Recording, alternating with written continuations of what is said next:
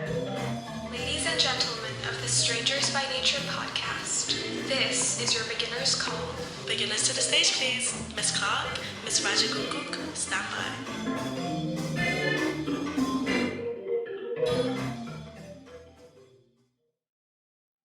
Hi everyone. Hi. We are finally back with our first episode and the second one after the pilot, Yeah. right? And we have some fun news. Maybe it's not that fun. I but mean, we I got, think it's fun. we got some merch now. Not that you can't buy it, it's just for us. But you'll be seeing this in future episodes. Very cute. Let's We not forget have the a stickers zip-up as well. hoodie. Yes, the stickers. And we have another white hoodie, but didn't bring it today. You'll see it in a future episode, I'm sure. Of course. And we're in a new venue, right? Do you want to let them know where we are now? Yeah, so we are now in our university. They've got a new, very cool recording studio room. This is where we'll be Yes. based for the rest of our episodes now. Mm-hmm. And so today's episode is hopefully going to be informative, but also fun at the same time. We will be busting some myths to do with theatre studies in the UK. Obviously, we're coming at it. We're coming at it as students from the University of Warwick, but we'll also try to make more general points for all of you, no matter where you are. Alrighty, should we get right into it? We will get I feel like right we have into really it. kooky energy today. Okay, we're feeling very interesting today. Okay. Okay, to start us off, are there any academic requirements for the course? / what are the entry requirements? So, for us, it was ABB. And I feel like we've had a look at a few other courses as well, and they all seem to be around that Yeah, ABB, I'd say AAB 30. region. I did IB, Yeah. so for me it was around 30 to 34. I think when I applied, work was 34. That's what I remember. It's 32 now. But I can't confirm that at the moment. Yeah, that seems to be the standard. And then in addition to that, Warwick also does contextual offers and like widening participation offers, Yeah. which are usually a little bit lower. Mm-hmm. So it also obviously depends on whether you're still in high school, and if you are, then they'll probably give you a conditional offer, and if you aren't, then they might give you an unconditional offer on the basis of those results. Okay, Cool. next. Number 2 is, did we have to audition to get accepted, and do you need a portfolio? The answer is no. What's What's happening today?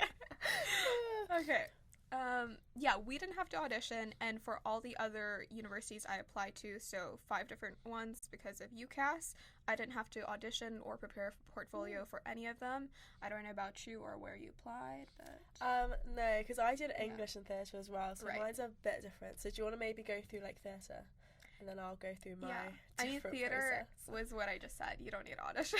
Yeah, but the workshop maybe. Oh, the workshop. So I did it online, so we didn't really have a workshop. Oh my gosh, I forgot. It was about kind of that. just, it was a whole day. We met lots of student ambassadors, and we got interviewed, and like a campus tour of sorts, I think. Yeah, like the online a virtual virtual one. tour. I don't remember doing a workshop, but then again, it was in the middle of the night for me being in Indonesia, so I don't know if I recalled things That's properly. so true. Sorry, I actually blanked that you had to do that online. So, the workshop is essentially a day of drama games with like an interview on the side, but it's mainly just like different tasks to just see how you work with other people, what ideas you bring, how open you are to different creative processes. So it's by no means sort of like a, oh, they're a great actor, they're not. It's genuinely just to see like how you like cooperate with the rest of your cohort. And again, interviews. So I had an interview because I'm English and theatre, and then even then they're literally just interested in Did you what have to do you're... 2 or just No, one? just one. Oh, Yeah. okay. They're honestly just interested in what you're passionate about. So if I was to give a top tip, it would just be to have a passion, because that's what they want to hear. They want to know why you love the subject Or make that one you're up. studying. No, I'm just kidding. Well, Yeah, just know your your application very well, because for me lots of the questions were based on my application, and so don't make stuff up there, read through it again before the Exactly. interview. Yeah. yeah. Okay, I think shall we that's a move big one. on? Okay, can I come visit the school before I apply? as student ambassadors, we Yeah. can confirm that you can visit the school before you apply. Yeah. So there are lots of open days. Open days, applicant days. Yeah. And it's Workshop usually a days, yeah. public space. Like, you might not be able to enter the rehearsal rooms, for example, but entering the Faculty of Arts building, anyone can do that. So just come along. Yeah. I mean, we're talking about Warwick, but I'm sure all And, like, other most universities, unis are, like, they're public public spaces, spaces. yeah. Yeah. So yeah, I recommend seeing them if you can, because Yeah. the atmosphere is really what sold it for me for Mhm. Warwick anyway. The food stalls. Yeah, the food stalls. Like, honestly, every Wednesday Warwick has a food stall, and it just happened to be on the day of my interview, I think it was, or my open day, one of right. the two. And Yeah, this was in the it just pilot, sold me. right? Yeah, You're it still sold excited me. about it, and you're a third year now. The food stalls, what can I say? Okay. Next, yeah. How big are the classes? Again, this does depend. Yeah. So I'd say in first year, especially when you have like your compulsory modules that everyone has to do, those ones are bigger. Would you say like 20, around 20-ish? But I mean, like, for example, for us, the whole cohort is under 50 people. Oh so, my gosh, yeah. yeah. So I would say it's pretty small. I've heard from some other people that other universities, like, what's that one university? Exeter maybe? Yeah, has a bigger cohort. Obviously, I can't confirm since I don't go there.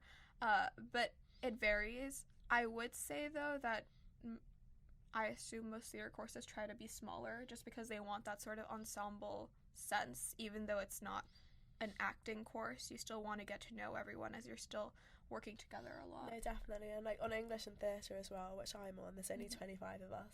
Maybe 24. Oh. So it's very small. Even better. But even then, it still does depend. So some modules which are more niche, for example, the politics module, like politics and performance module I did last year, there was only about 10 of us on that. I'm excited I'm doing that. Are you doing it? It's so good. I loved it. So it really just depends how niche the subject is, how many people tend to go for it. But overall, at least here, quite small, good sizes. Does that start in the spring term? Yeah. Okay, sorry. We got sidetracked. I just need to know that for myself. Okay. Yeah, next question is everything white and Eurocentric? And I don't know how to enter this question. I'd say course-wise, no. At least Warwick especially, they make a big effort to make sure what you're studying is, like, as diverse as possible, I would say. Like, we're encouraged to enter things from different areas and different topics, I'd say. Would you agree? Disagree? I partially agree, partially disagree. Yeah. So, I do think there is a wide range of courses, but I think lots of the examples are very much Eurocentric or British. As an international student, I found myself going, what are you talking about? Several times. And I don't think it's because I'm ignorant or not well versed in, like, world issues, but some of these things are just very specific and I just didn't get it. I mean, it's understandable. Like, you're going to a university in the UK. I'm not, like, holding that against them necessarily, but you have to be prepared to make that maybe extra effort to understand some of the references or some of the people and political figures that they are talking about sometimes. Yeah. No, now you said that does make sense. I feel like it's almost a big difference. I'd say one thing is that on our degree, race isn't like a scary thing. Like, it's encouraged in pretty much every module it comes up. And we're encouraged to talk about it and, like, the implications of it. To criticize, yeah. you know, whether something is doing a good job at being diverse or not. Yeah. Yeah. I think it's a tricky one because I feel like it is an institution, as are all universities, and I think all institutions have such a long way to go when it comes to diversifying and making sure courses aren't so Eurocentric. Yeah. But I do feel like our course is definitely heading in the right direction. Yeah. I mean, I've seen, obviously, the modules available at other universities, and I think people are beginning to include a wider range of modules that also touch on other cultures and subjects, but at the same time, there is still a larger presence of Eurocentric and British material, I guess. I completely agree. But obviously, it's a process, like Amelia was saying. Yeah. But I do have to say that for me as a theater student, most of my course mates are white, are Caucasian. That's not to say that they're all British. I'd say demographically people on the course are majority white, but also I feel like that was, at least for me, an expectation coming into this. I feel like we could go on all day about systems and like systematic stuff, but I feel like it all does just feed into that. I think the course is doing a lot. Like, we have this podcast, like, and loads of other opportunities. There's a long way to go, but I guess I feel like it does start from the bottom, and then the university kind of works with what they have. But the theatre department here are very open to suggestions, very progressive, very willing to take on feedback.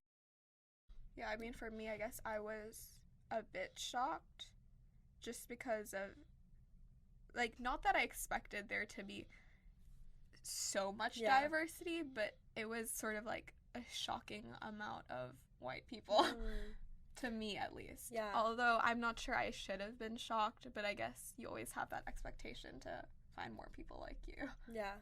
No, that's so true. I feel like, I hadn't considered that because obviously I live in the UK. I know that theatre dance is notoriously white. Like, that's just how it is. So I guess from you coming from not the UK, it would have been like okay, this is different. For sure. But Okay. So, next one. How expensive is it to study theatre?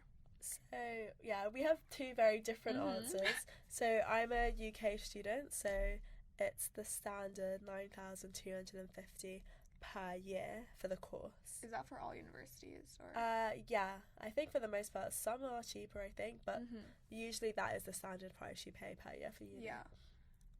For me, I believe it's 28,400. I think. So obviously it went up from last year. Last year I think it was 2,760. Very happy times. I literally would cry. Yeah, I want to cry for my parents. No, same. So I think, based on looking at some other universities, Warwick is one of the more expensive ones for international students, but it's generally above 20k. Well, all of them I've seen are above 20k. From like mid to higher 20k region. It's hard. Would you say most international students that do decide to study in the UK, do you think it's like very exclusive, like who can, who can't, like what's like available? Yeah. Lots of I'm gonna talk about my Indonesian friends because I talk to them more often. Lots of them have gotten scholarships, which is nice, but also, so I'd say you kind of get two groups. You get the people who like pay for it. You get people who apply for scholarships and get scholarships and come here. And I don't think people treat you differently, like regardless of how you get into university, whether you pay for it fully or not. But it's certainly something like in the back of people's minds. Like, it changes. For example, some of my friends who are here on a scholarship, they have to wait for the money to come in to, be able to travel or do this or that. But at the same time, when you're at the university itself, I think you have pretty much the same experience. So do whatever you need to do, is what I say. If you need to apply for a scholarship, if you want to apply for a scholarship, you should go for it. And I guess aside from course expenses, life too is a bit expensive. I'm gonna cry about life. We have the energy crisis, of course. Familiar friend or enemy at the moment. I'd say this year compared to last year and my first year is a lot more expensive, just living wise. Bills are higher, rent's gone up a bit, just like food has gone up, like everything is just going up. Even the bus pass went up, which was very sad. It's expensive, it's doable. If you have to get a job, then I do recommend working just like a part-time job alongside uni. There is time for it, I discovered, because in my first year and second year I was a bit skeptical, like, is there time to work Right. and do uni? But like this year I've started working and it is doable, so there are ways to getting manage this it. bread, honestly. I mean, I'm trying to survive life. Every time I text you, oh, I'm at work. But yeah, But good for you. so yeah, it's doable. So if you do have to work, it's not a bad thing, and so many students do work as well alongside university. And I know our student uni at least does loads of jobs, and like hopefully at other universities as well, that's an option. I do have a question. Yeah. So you live in a house? Yeah, I live Right. in a house. Do you pay for the energy bills monthly, or is it already sort of like prepaid and included? So yeah, there's two options usually.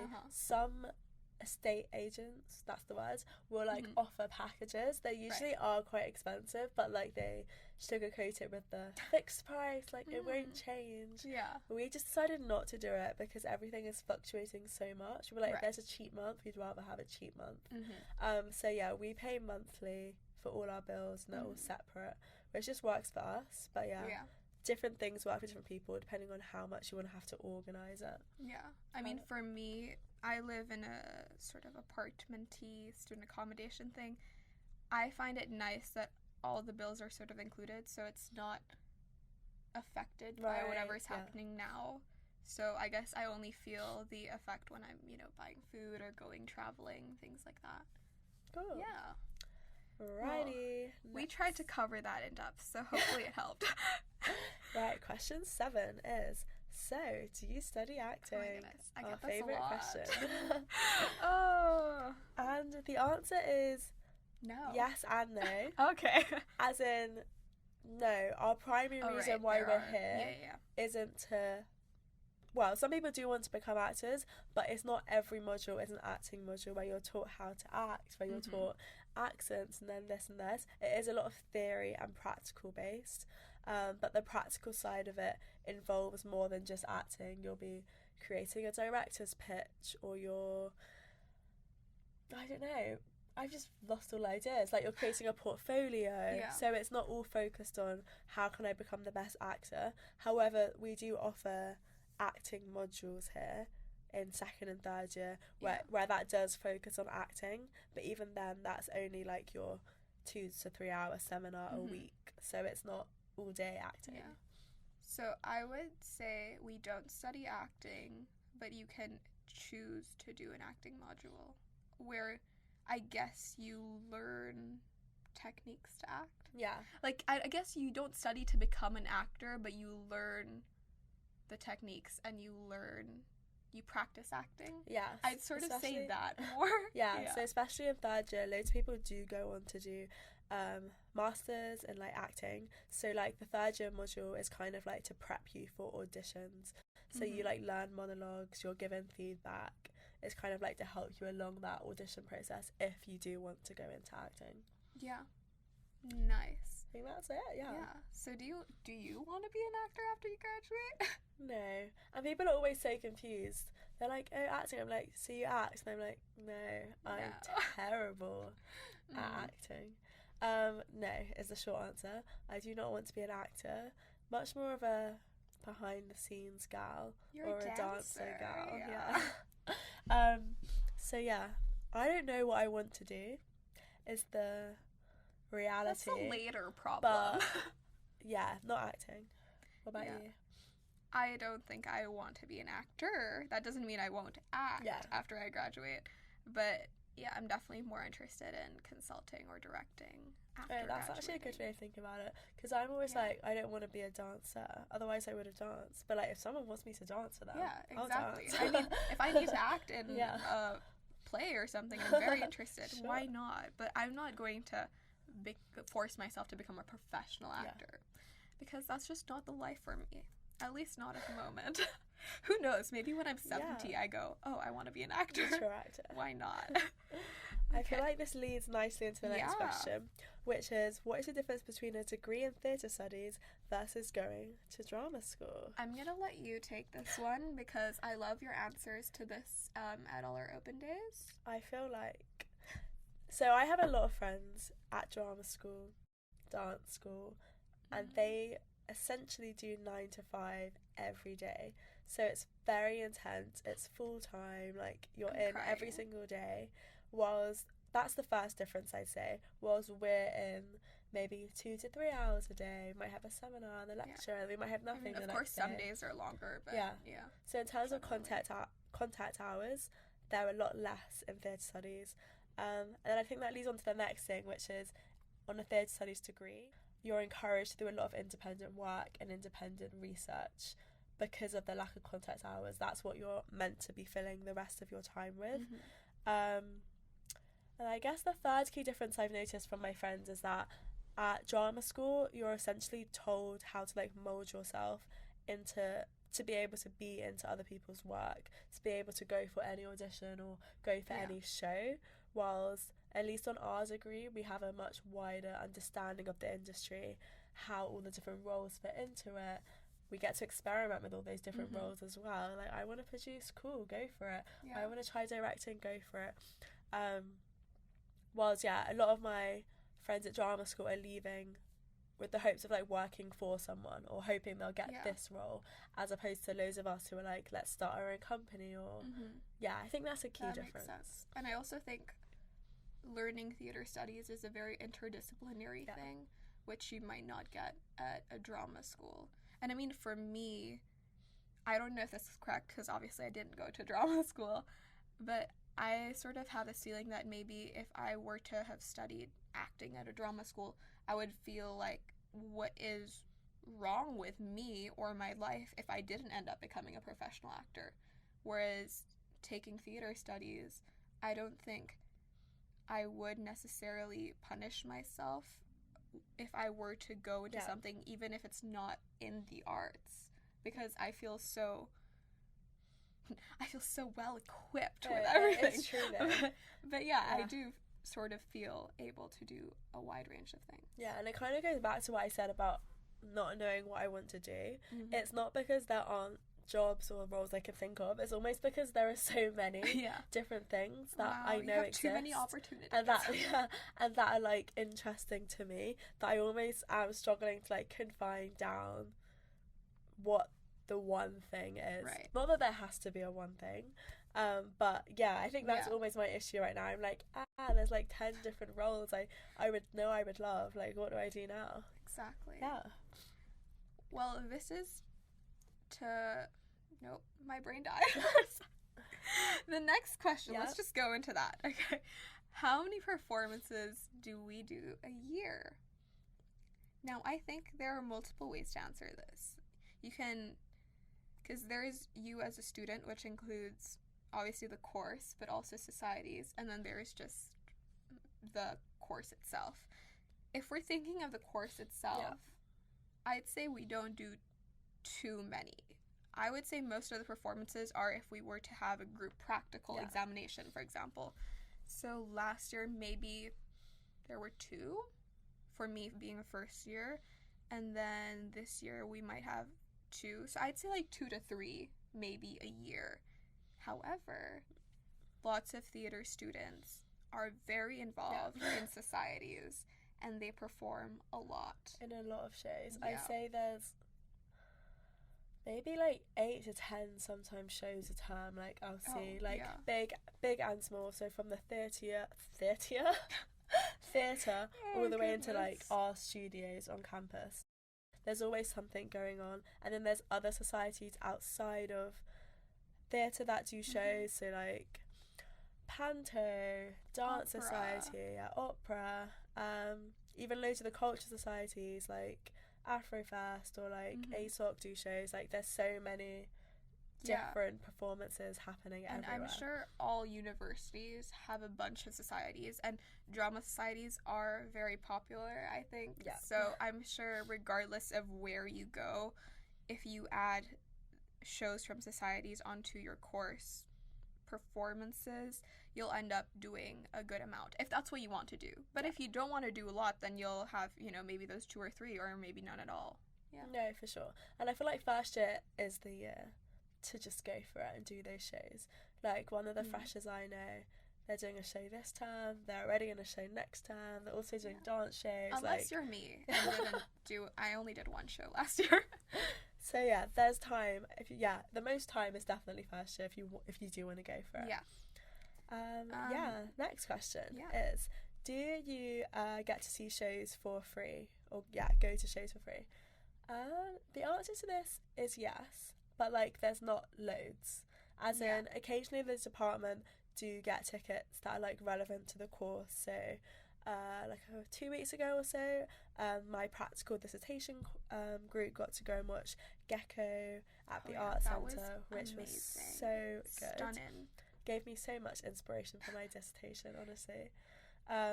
So yeah, they do happen, but overall it's not like every week we're going to the theatre by any means. Not.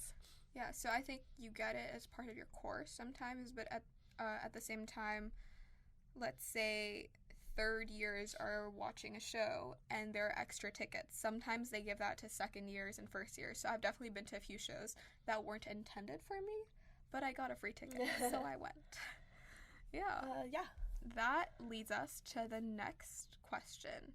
Do you just study Shakespeare? Do you? I feel like we have very different answers to this. I'll let you take it first. I have to. Emphasis on have. Because I do English and theatre, so my core module this year is Shakespeare.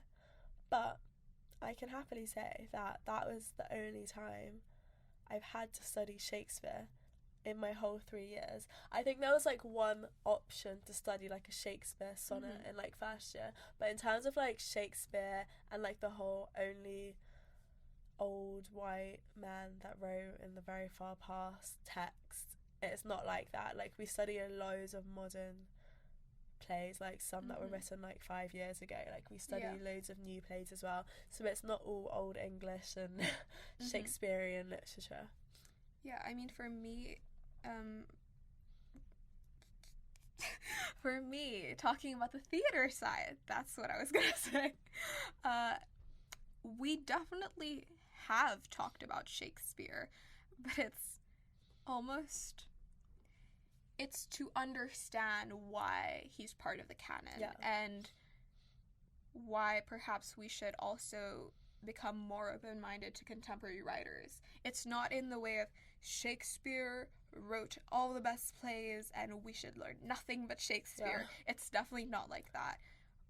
We did talk about Hamlet at one point, and we have Shakespeare scholars in our department, but it is by no means like forced upon you. You might, and it's also not part of, I don't think you're ever graded on Shakespeare unless you take the Shakespeare module. Because when we learned about Hamlet, I don't think that was in the subject that was graded. It was for like a first year toolkit module. So I am hoping that other universities are also like that they cover Shakespeare, because I mean Shakespeare, whether we want to acknowledge it or not, is an important writer. But that they don't force that upon you or say that, it's Shakespeare and nothing else, and that you can't sort of criticize Shakespeare, because what I like about our course is that we get to criticize like Shakespeare's work, not Shakespeare as a person. I'd say another thing to note is that even if you do end up having to Shakespeare, hopefully you'll find having to study Shakespeare. Hopefully you'll find what I found, which is that the way you study at A level is quite lethargic and boring, and it's quite shallow in terms of like the way you understand the text. And to a large extent, even though I'm not in love with Shakespeare's work, and that's not like my primary go-to if I was going to study a play, you do learn about the plays in a depth that you haven't even thought about before. And it does open a lot of insight into the work as well. Love that. So this leads us to the next question, which I think lots of people might be curious about. So what topics do we actually learn? If not acting, if not Shakespeare, then what is it? Do you want to go first? Sure. So first year, usually, I think at most universities where you study theater, you get some core modules. And in those core modules, it's basically to make sure that everyone who's coming from different backgrounds, you guys are sort of all on an equal playing field by the time you start second year. So for us, we did theater and performance and context, which is the history of theater and, the issues of gender, of working class, of socioeconomic status, things like that. Sorry, my brain's really lagging. It's basically today. all those categories, so race, gender, sexuality, all of that. Exactly. And then we had contemporary performance practices, which was looking at... I really can't help you out here. Yeah. Sorry, I'm getting there.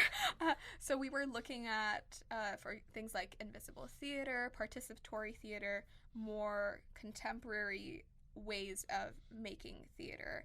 And then we also had performance analysis, which is now called Ways of Seeing, I believe. And that was where we looked at theater reviews, but also considering what can actually be accepted or viewed as performance. And so that was definitely one of the harder classes, but I ended up enjoying it, I guess. And then we had the toolkit module, the thing where we did Hamlet, but also learned a bunch of skills to just university. To university. Yeah, to university. I think that was it in first year. And then in addition to that, there's so many different optional modules you can do. So there's a huge range. So we kind of have practical modules, theory modules, and then industry modules. So as we said, there are some acting modules where you learn the skills to act. I think they did mask work, stand-up comedy, monologues, all of that good stuff. Then there's more theory modules, so there's politics and performance. I've gone blank. There's European theatre, where you learn about how European nations represent themselves on the stage. Theatre in the African context. Yeah. I don't know if you said that or not. And then there's more industry-based modules, so you can do a placement, which I got to do last year, which was great. So you just get to pick your area of choice and then carry out a placement in whatever you want to do with that company, which was great for me. And then you can also do theatre and creative industries here, which you learn about all the different roles within the world of theatre, which is kind of why I'm now struggling to decide what I want to do, because every week I was I could do that. You were too inspired. But yeah, there's a massive range here, and I'm sure other unis are the same, where you cover loads of different aspects of theatre. I think that's what's great, because my friends on history are oh, I study that, or my friends on politics I do that, and the only real difference is the lens you're looking at it through. We're all looking at the same things, just through different lenses, which I really love about theatre. I did miss from text to performance, but that's besides the point. It's fine. Basically, the point is that there is a whole range of things you can focus on, of modules you can choose, and you can, at our university at least, you can take some modules from other departments as well. So that's something you should definitely look into, regardless of what university you're applying to, for. Something like that. Yeah. Oh goodness, we're definitely fine today. Cool. So leading on is, what kinds of assessments do we do? And this is another thing I love about Warwick. I know we're talking about theatre in general, but I love that Warwick, at least in theatre, doesn't believe in essays. Or timed essays. Not essays in general. Timed essays and exams. Yeah. So yeah, I've never had to do anything timed or exam based in my whole 3 years, which personally I love, because I'm not an essay writer, in the sense of that's not really how I best communicate my ideas. So that without time pressure, I find hard enough. So adding time pressure, I know I wouldn't be able to convey my ideas the way I do. PTSD of high school. Yeah. So I love that there are such a big range of assessment methods, because it means that hopefully everyone gets to be assessed in a way that they can best communicate their ideas and arguments. Go on. When you're in university, they are usually very transparent when it comes to the assessments you have to do in all the modules. So when you are choosing modules, then you can choose them based on the assessment type that best suits you as well. I definitely do that. So like this year, one of my modules, I have like a short essay, then a video essay, and then a graphic essay. So like I'm literally going to be on Canva living my best life, and that's just because like that works better for me. I'd rather like creatively express myself, or even like creative projects. Like I got to do a dance and explain why my dance, or like how it links to the character. So yeah, there are ways around it. And all the other universities, the ones I went to, an open day or applicant day, I definitely asked whether they had timed exams and timed essays, and all of them said no, which is great. So I think it might be a trend in universities that have theater and performance studies, but you should double check. Yeah. I feel like loads of institutions are just questioning as well, like what the point of essays are. Yeah, because you're never going to have to do that when you're working. So I think it's an interesting thing. I think that is why they're sort of moving away from it, because it's almost like, what is the relevance of this essay? How are you going to use it? Especially time. Yeah. Like, I think you still need to write, like, some reports or whatever. I keep saying essays. I do mean timed essays. Yeah. Every time I just said I just wanted essay, to clarify just add for time Amelia. in front of it. Yeah. I'm like, I'm sure people do write essays, but maybe not time. Okay. I think we've discussed that thoroughly enough. So, the last myth we are going to bust is this assumption that theater students are just going to be broke, that there are no job prospects. What do you say to that? To that, I say, no, I feel like... You say yes, that is correct. Again, I'm about to get deep and existential. I feel like it's no secret that the arts in, like, life aren't respected to the degree of other BSc subjects, let us say that. So I guess no bitterness at all. I guess that's where the myth comes from. Yeah. People are like, oh, you're going to do an arts degree, but what jobs? Like, arts isn't supported, but like there are so many jobs out there, and I feel like it's not really a concern I have. Like, the jobs exist, and it also depends where you're working, what capacity you're working at. Yeah. So in terms of jobs, like, there's so many different things. There's producing, there's box office if you want it, there's directing, there's PR, there's marketing, there's tech, there's duty managing, like, I could go on. There's curating. Yeah, curating, there's community outreach, there's learning and engagement. Yeah. There are so many options. Like, so many, like, there's probably more. You just have to be open to it. 100%. So the answer is no, you're not going to be broke, but I feel like where that also comes from is like freelancing culture and like the myths that come along with that.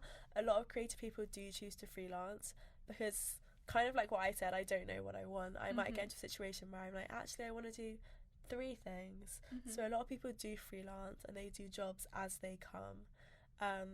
So I guess with that there's a lack of financial security because you're waiting for your next job or your next piece of funding, but I feel like that's a choice and people are aware of that when they enter into that lifestyle.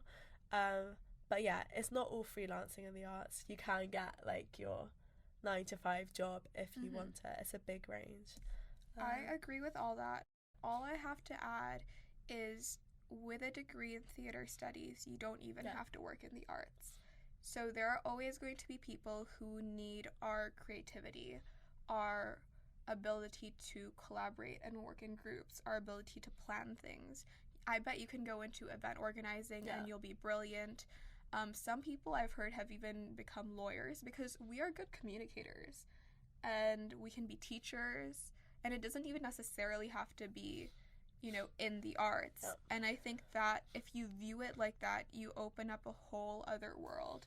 No, for and sure. That's always encouraging, although it can be overwhelming sometimes when you realize you have so many options. Yeah, and even, for instance, like, job roles exist within every capacity. So say you're like, I want to do marketing.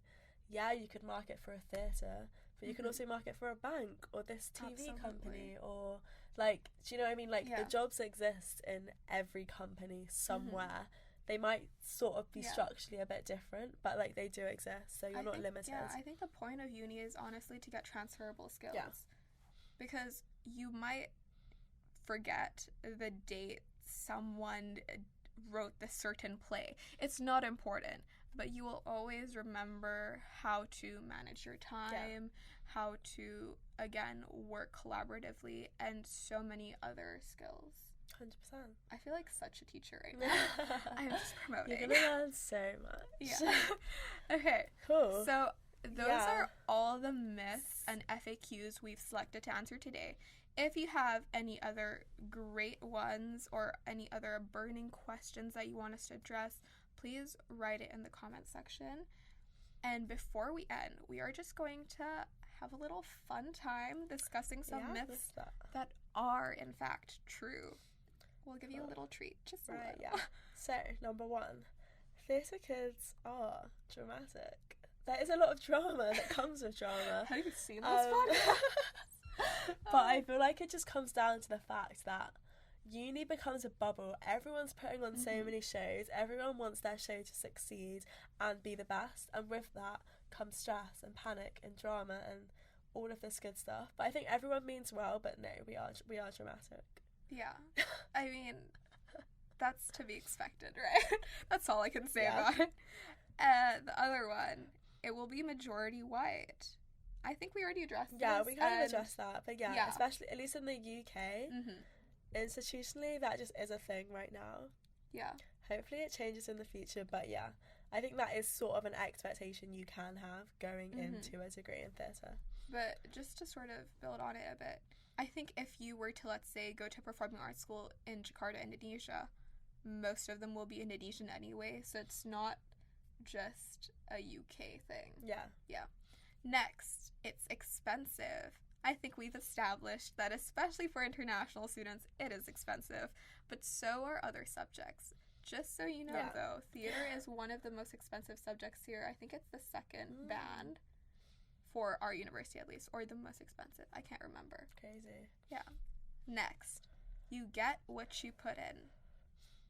Yeah, I feel like that says what it says. Like, university, you're given the freedom to pick what you want to study. You can choose if you're gonna miss that lecture, or if you're gonna do the extra reading, if you're gonna spend that hour on your essay, if you're gonna do 2 because you have the time. Like, it really is in your hands. So yeah, put in the work just so you can have a worthy outcome after spending all the money. Indeed, but it's also about other things. It's not just the academic. In the academic sense, you also need to put in effort into socializing, into going out and seeing work, if you want to have a full university experience, I think. Yeah. And when I say full university experience, that differs from person to person, and that's totally fine. What I want from university is, I'm sure, completely different from you, and that's cool as long as you put in what you want to get. Yeah. Cool. So I think that's a good place to end. Our myths that are true. I am so sorry, guys, for this chaotic episode. I hope you bear with we us. blanked so many times. Oh yeah, for sure. We had a bit of a situation setting this up, so hopefully everything is good. Please stay tuned for the next episode. It's gonna be a good Spam one. the comments, like our video, and follow us on Instagram. Thanks for going backstage with us. This is Amelia. And this is Talya.